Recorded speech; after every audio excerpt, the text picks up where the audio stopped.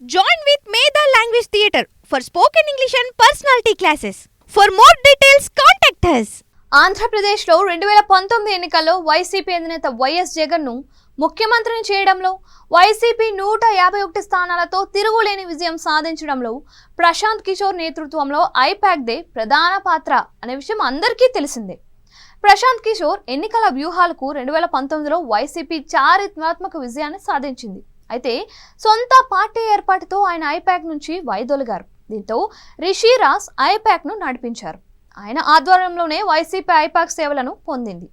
2019లో తనకు ఘన విజయాన్ని కట్టబెట్టేలా చేయడంతో అధికారంలోకి వచ్చాక కూడా వైఎస్ జగన్ ఐపాక్ను కొనసాగించారు. అంతేకాకుండా 2024 ఎన్నికలకు కూడా ఐపాక్ సేవలనే పొందారు. అయితే అసెంబ్లీ ఎన్నికల్లో వైసీపీ ఘోర పరాజయం పాలవుతుందని ఫలితాలను ముందుగానే ప్రశాంత్ కిషోర్ కుండబద్దలు కొట్టారు. కేవలం సంక్షేమ పథకాల వల్లే ఓట్లు రావని, ప్రజలు సంక్షేమంతో కూడిన అభివృద్ధిని కోరుకుంటున్నారు అని ఆయన చెప్పారు. ప్రశాంత్ కిషోర్ మాటలను ఎన్నికల ముందు వైసీపీ నేతలు ఖండించారు. ఆయనపై పోటీలు పడి తీవ్ర విమర్శలు చేశారు. పీకే అవుట్డేటెడ్ అని, ఆయన వల్ల ఎవరికి ఎలాంటి ప్రయోజనం లేదని, తాము రిషి ఆధ్వర్యంలో ఐపాక్తో నడుస్తున్నామని చెప్పారు. అయితే ప్రశాంత్ కిషోర్ చెప్పినట్లే ఎన్నికల ఫలితాలు వచ్చాయి. వైసీపీ దారుణమైన ఓటమిని మూటగట్టుకుంది.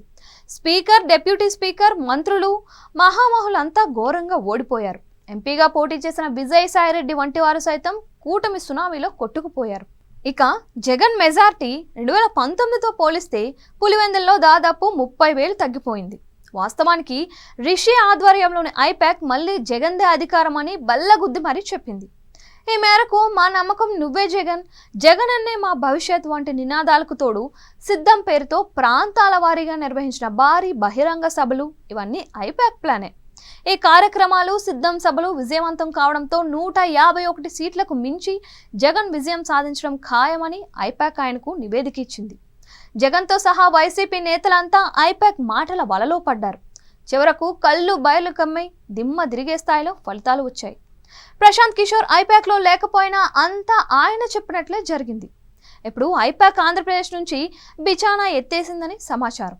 మహారాష్ట్ర, హర్యానా తదితర రాష్ట్రాల్లో ఎన్నికలు జరుగుతూ ఉండడంతో అక్కడ ఆయా పార్టీలకు ఐపాక్ సేవలు అందిస్తుందని తెలుస్తోంది.